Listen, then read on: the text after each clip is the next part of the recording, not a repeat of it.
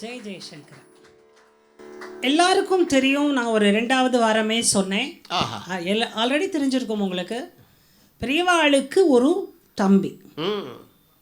சிவசாகரத்தில் நாங்கள் சிவன் சாரை பற்றிய ஃபுல் ப்ரோக்ராம் எங்களுக்கு பண்ணுறதுக்கு ஒரு ஆக்ஞையிட்டார் சர்மாஜி. கரெக்டாக இன்றைக்கி நீங்கள் வருவீங்கன்னே தெரியாது, சரியா? அது வருது. பெரியவருடைய தம்பி, அவர் பேர் சிவன் சார். அவங்க 2 பேருக்கும் ஏற்பட்ட ஒரு அனுபவம் எங்கள் வில்லிசையில் வழியாக மக்களுக்கு என்னதான் சொல்லுது அப்படிங்கிறது அடுத்த அனுபவம். எப்பவுமேங்க ஒரே வார்த்தையில மகான்களை பத்தி சொல்லிடலாம், நம்மளை பத்திலாம் சொல்ல முடியாது. ஏன்? குழப்பவாதி. எல்லாருக்குமே நீங்க ஒரு பேர்ல சொல்ல முடியுமா பாருங்க, யோசிச்சு பாருங்க, முடியாது. மகான்களை மட்டும் ஒரே வார்த்தையில் அவர்கள் வாழ்க்கையை சொல்லிவிட. நான் சொல்றது பட்டத்தை இல்லை, வாழ்க்கை. காந்திஜினா அகிம்சைன்னு சொல்லிடலாம், அகிம்சை. வஉசினா கப்பல் திலகம்னு சொல்லிடலாம், பாரதினா ஓம் சக்தி அப்படின்னு சொல்லலாம், ரமணர்னா நான் யார் அப்படின்னு சொல்லலாம், வான்மீகினா ராம மந்திரம், ஆதிசங்கரனா அத்வைதம், பரமாச்சாரியானா நான் இருக்கேன், சிவன் சார்னா ஆச்சாரிய ஆச்சரியம். இது வாழ்க்கையில் நமக்கு கிடைக்கக்கூடிய ஒரு பெரிய சுகம்.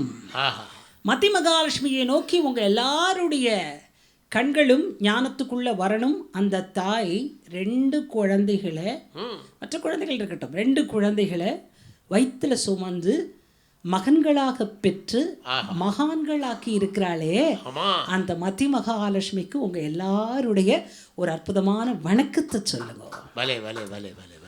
1 போதும், 2 போதும், 3 போதும், அதெல்லாம் இருக்கட்டும், அதெல்லாம் வேற விஷயம், இதுக்குள்ளே வராது. ஆனா 2 பிள்ளைய பெற்று 2ஐயும் இப்படி அற்புதமா வளர்த்திருக்காளே, எப்படி இவளால முடிஞ்சதுன்னு ஒரு அம்மா அப்படிங்கிறவளுக்கு ஒரு மாடலா நீங்க எடுத்துக்கணும். நீங்க என்ன, நம்ம உலகம் எடுத்துக்கணுங்கிறத இதை நான் இந்த இடையிலுக்குள்ள சொல்லிடுறேன். பேசுறதே அன்பு தாங்க அத்தனைக்கு மூல காரணம். காந்திஜி அகிம்சைன்னு சொன்னோமே, அக்டோபர் 2 அதோட சொல்லிட்டு மறந்துடலாமா? அக்டோபர் வரைக்கும் நம்ம நேசிக்கலாம், அப்புறமும் கூட பேசிக்கிட்டே இருக்கலாம் காந்திஜியை பற்றி. காந்திஜியினுடைய அன்பு. ஒரு வாட்டி அவருக்கு பாதையில் நடந்து போகும்போது முள்ளு போடுவேன்னு ஒருத்தர் சொல்கிறார். ஒருவேளை நீங்கள் புத்தகத்தில் படிச்சிருக்கலாம், ஆனால் கேட்கும்போது ஒரு எமோஷன் வரும். முள்ளு போடுவேன் அப்படின்னு சொல்கிறார். காந்திஜிக்கு கஷ்டம் கொடுக்கணுங்கிறதுக்காக, அன்பே சிவம் இல்லையா, பின்னால் நான் இருக்கேன், அந்த அன்பை தான் நான் சொல்கிறேன், தேசியமாகவும் தெய்வீகமாகவும் ஒட்டி சொல்கிறேன். அப்போ காந்திஜி சொன்னாரா, எந்த பாதையில் நீங்கள் முள்ளை போடுவீர்கள் என்று சொல்லுங்கள், அந்த பாதையில் நான் காலில் செருப்பில்லாமல் வரப்போகிறேன். எவ்வளோ பெரிய அன்பு வேணுங்க. அப்புறம் அவன் முள்ளை எடுப்பானா, முள்ளு போடுவேன் என்ற சொல்லத்தான் எடுப்பானா? இப்படி சீரியஸாவும் சிந்திக்க வச்சவர் காந்திஜி, சிரிக்கவும் வச்சிருக்கார். நம்ம வில்லுப்பாட்டுக்கு ரொம்ப தேவையானவருங்க காந்திஜி. ஏன் தெரியுங்களா? அவரோட அகிம்சை தான் இந்த வில்லுப்பாட்டு. கொலைக்கருவியாக இருந்தது கலைக்கருவியாக ஆகிற்று என்றால், இந்த உலகத்துல எந்த உயிருக்கும் கஷ்டம் கொடுக்காதன்னு சொன்ன காந்தி தான் இதனுடைய ஜீவ அம்சம், இதனுடைய ஜீவ நாதம். அந்த காந்திஜி கிட்ட ஒரு நிருபர் போயிருக்கார். எப்போதுமே தலைவர்கள்னா யார் இருப்பாங்க? நிருபர்கள் இருப்பாங்க. அந்த நிருபர் கேட்டாரா ஒரு கேள்வி, இப்பெல்லாம் இப்படி கேட்டா விடுவாங்களான்னு யோசிங்க.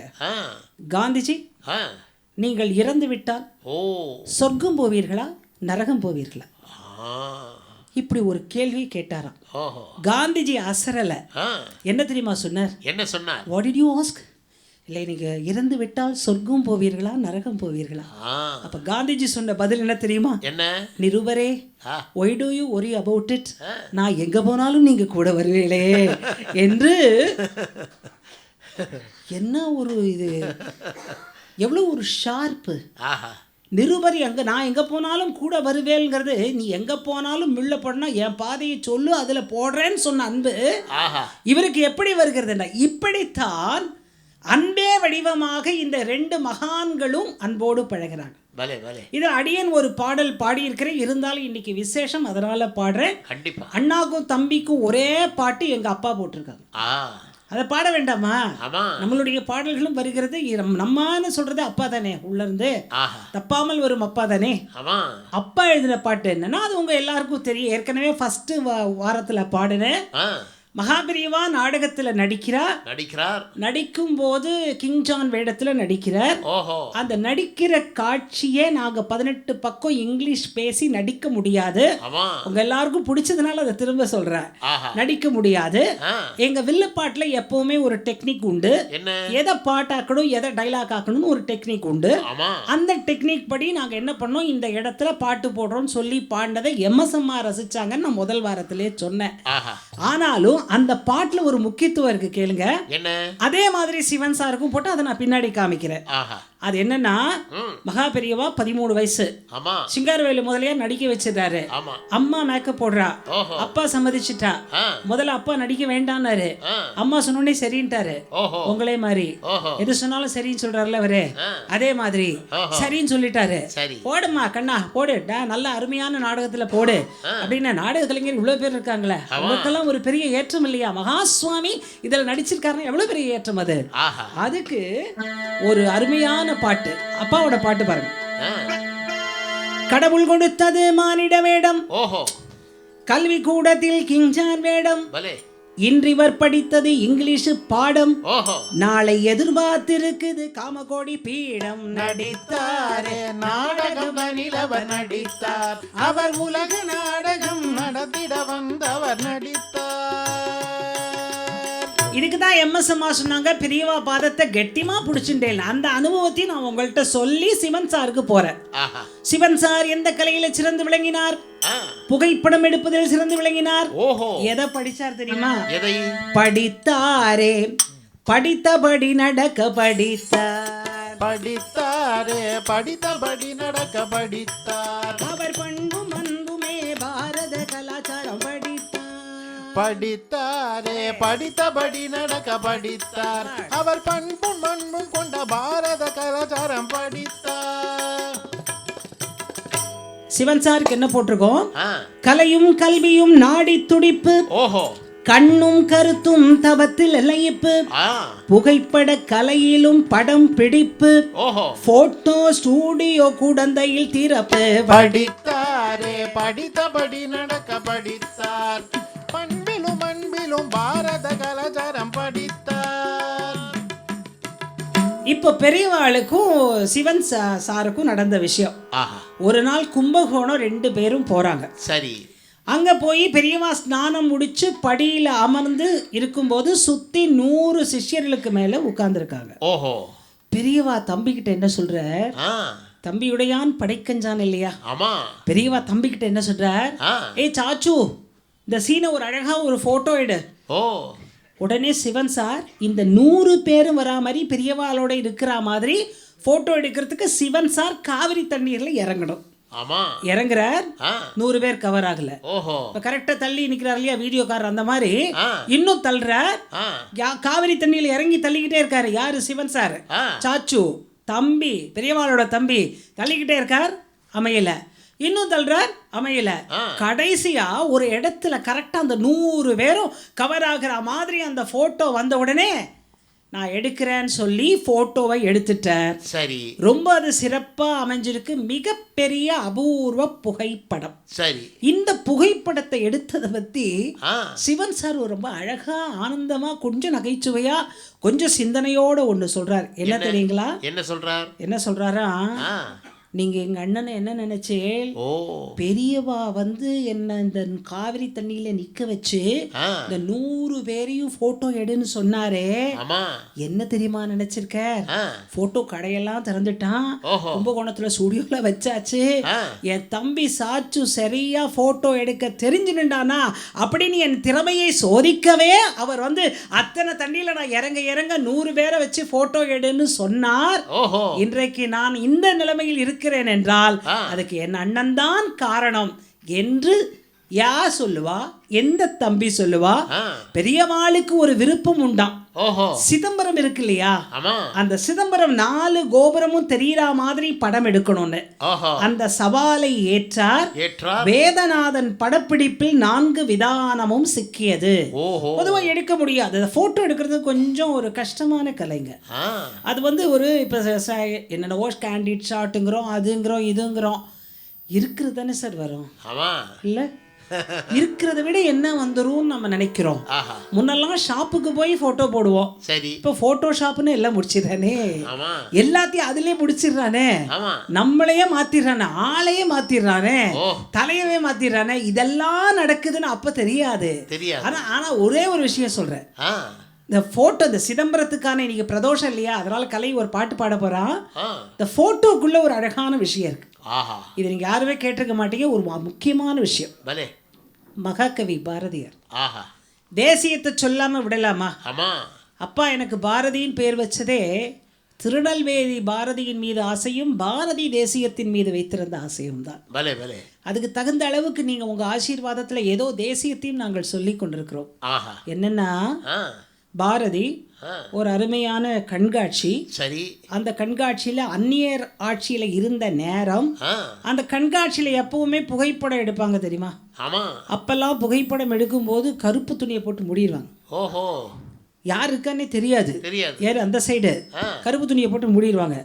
மூடிட்டு போட்டோ எடுக்கும் போது பாரதி என்ன செய்யறாராம், அவர் கையில ஒரு ஊன்றுகோல் வச்சிருப்பாரு, உங்க எல்லாருக்கும் தெரியும். அந்த ஊன்றுகோலை என்ன பண்ற, இப்படி வச்சுக்கிறார் முகத்துக்கிட்ட, கீழே ஊன்றாம மேல வச்சு, கீழே ஊன்றாம இப்படி வச்சுட்டு இருக்க. சரி, உடனே அந்த புகைப்படக்காரன் என்ன சொல்றான், பாவம் அவனுக்கு போட்டோ நல்லா வரணும் இல்ல, அப்பதான் அவனுக்கு வியாபாரம் நடக்கும். அவன் என்ன சொன்னானா, ஒரே ஒரு வார்த்தை சொன்னானா, கவிஞரே, மகாகவியே, நீங்க ஏன் இப்படி போட்டோ இப்படி குச்சியை ஊன்றுகோல் எப்படி வச்சுக்கிறீங்க, முகம் மறையிற மாதிரி தெரியுதே, அதனால் நீங்க கொஞ்சம் இறக்கி இப்படி ஊன்றிக்கொள்ளுங்கள் அப்படின்னு சொன்னாராம். சரி, அப்படியெல்லாம் செய்ய மாட்டேனடா, எடு போட்டோவை. இல்லை கவிஞரே, நல்லா இருக்காது. எடடா போட்டோவை, எத்தனை முறை கேட்டுக்கொண்டிருக்கிறாய், நான் ஊன்ற மாட்டேன், அதில் எனக்கு ஒரு காரணம் இருக்கிறது, ஊன்ற மாட்டேன், எப்படித்தான் வைத்து கொண்டிருப்பேன். உடனே குவள போறார். பாரதி, வழக்கம் போல பிரச்சனை பண்றியே, இந்த பாரதி படத்துல வந்த குவளை ஞாபகம் வச்சுக்கோங்க, வழக்கம் போல பிரச்சனை பண்றியே, ஏன் இப்படி பண்ணிட்டு இருக்க, அவன் பாவம் கேட்கிறான் இல்லையோ, பண்ணிடு. மாட்டேனடா, நீ சொன்னால் மட்டும் பண்ணிடுவேனா, இப்படிதான் வைப்பேன், ஊன்ற மாட்டேன் அப்படின்ட்டு போயிட்டார். இதான் கருணை, இப்ப தெரிஞ்சுக்கோங்க எப்படி இருக்குன்னு. போயிட்டார். போனதுக்கு அப்புறம் குவளை எந்த சாவியை போட்டா பாரதி திறப்பார் என்பது தெரியும். என்ன சொன்னாரா, என்ன பாரதி இப்படி பண்ணிட்டேன், இந்த கண்காட்சியில மகாகவி பாரதியை நான் போட்டோ எடுத்தன்ற பெருமையை சொல்லி அந்த ஒரு போட்டோவை வச்சு அவனுக்கு ஒரு 20 ரூபாய் வரும் இல்லையோ, அட்லீஸ்ட் அந்த போட்டோ ஒரு 4 பேர் வாங்கினா கூட அவனுக்கு ஒரு 20 ரூபாய் வரும் இல்லையோ, அவனோட தொழிலை கெடுத்துட்டியே பாரதி. உடனே அவர் சொன்னாராம், அங்கதாங்க குழந்தை, அப்படியா, அவனுடைய தொழில் போய்விட்டதா, வருகிறேன்றேனடா அப்படின்னு வந்தாராம். போட்டோக்கு உட்கார்ந்தாச்சு. உட்கார்ந்த உடனே இப்படி ஊண்டணும் இல்லையா, அந்த ஆள் அதுலயே தான் நிற்கான். ஏன்னா போட்டோக்காரனுக்கு எப்போ அதான் வேணும், நமக்கு அது புரியாது. திரும்ப எப்படி வச்சு நின்னாராம். சொன்னாரா, பாரதி சொன்னது கேட்கவே மாட்டீங்களா நீங்க, இந்த ஊன்றுகோலை பூமியில் தான் ஊன்றுங்களே, ஏன் வேண்டாம் என்கிறீர்கள், உங்கள் முகமே தெரியாமல் போய்விடுமே, வருங்காலத்தில் உலகமே உங்களுடைய பாரதி யுகம் என்று சொல்லும் அளவுக்கு உங்க முகம் அல்லவா, நீங்கள் ஏன் இப்படி செய்கிறீர்கள். ஏன், அப்ப பாரதி சொன்னது நமக்கு தேவை. ஏனடா இப்படி என் ஊன்றுகோலை நிலத்தில் ஊன்ற சொல்கிறாயே, அந்த ஊன்றக்கூடிய ஒரு அங்குல நீளம் கூட இந்தியனுக்கு சொந்தமாக இல்லையேடா, இந்தியனுக்கு சொந்தமாக இல்லாத இடத்திலே நான் எப்படியா என் ஊன்றுகோலை ஊன்றுவேன், விடுதலை வரட்டும் ஊன்றுகிறேன். இதுதான் தேசியம் என்பது. இந்த தேசியம் நமக்கு வேணும்.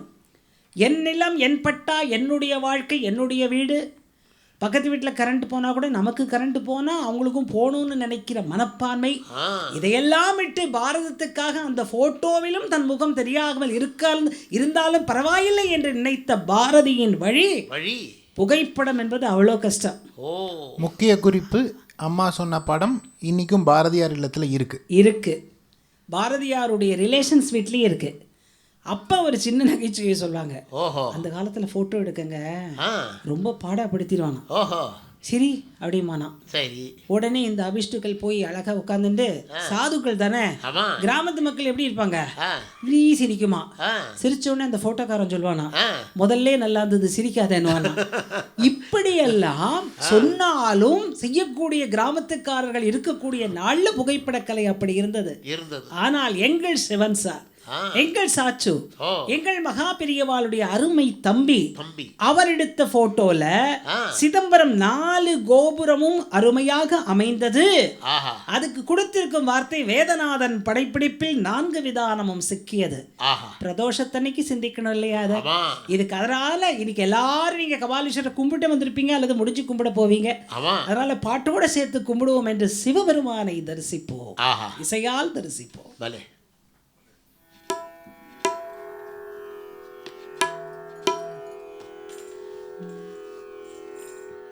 ब्रह्ममुरारिसुरार्चितलिङ्गं निर्मलभाषितशोभितलिङ्गं जन्मजदुःखविनाशलिङ्गं तत्प्रणमामि सदा शिवलिङ्गं ब्रह्ममुरारिसुरार्चितलिङ्गं निर्मलभाषितशोभितलिङ्गं जन्मजदुःखविनाशलिङ्गं तत्प्रणमामि सदा शिवलिङ्गं देवमुनिप्रवरार्चितलिङ्गं कामदहन करुणाकरलिङ्गं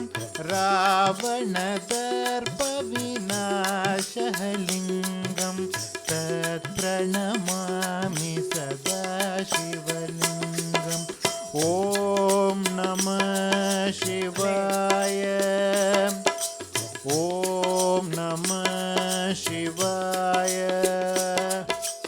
ॐ नमः शिवाय, ॐ नमः शिवाय, ॐ नमः शिवाय, ॐ नमः शिवाय।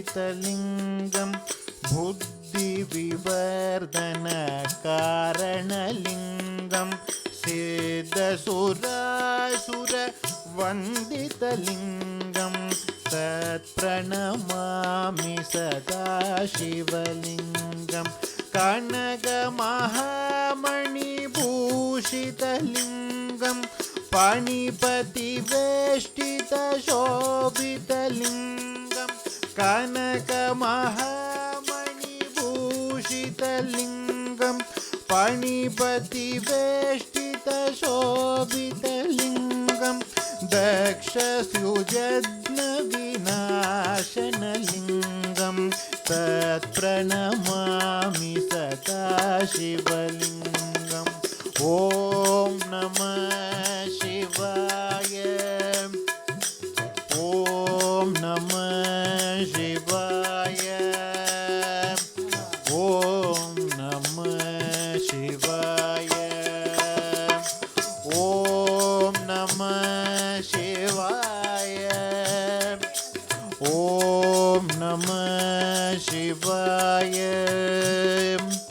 ॐ नमः शिवाय।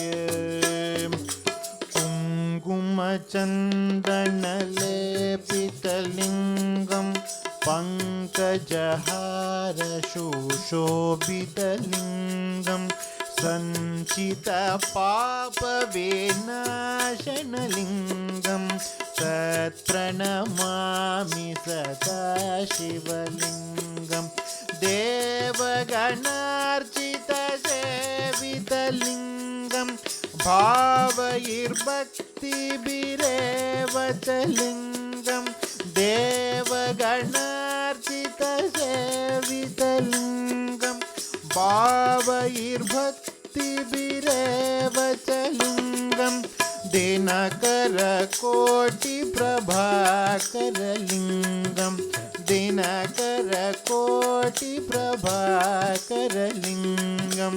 तत्प्रणमामि सदा शिवलिङ्गम् ॐ नमः शिवाय ॐ नमः शिवाय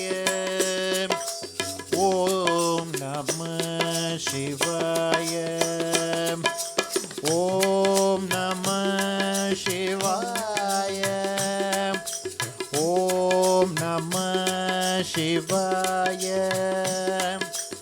ॐ नमः शिवाय ॐ नमः शिवाय ॐ नमः शिवाय ॐ नमः शिवाय ॐ नमः शिवाय ॐ नमः शिवाय ॐ नमः शिवाय ॐ नमः शिवाय ॐ नमः शिवाय சபாஷ். ஜெய ஜெயசங்கர். जय जय शंकर हर हर शंकर ஜெய ஜெய சங்கர் ஹர ஹர சங்கர். जय जय शंकर हर हर शंकर ஜெய ஜெய சங்கர் ஹர ஹர சங்கர். जय जय शंकर हर हर शंकर जय जय शंकर हर हर शंकर जय जय शंकर हर हर शंकर जय जय शंकर हर हर शंकर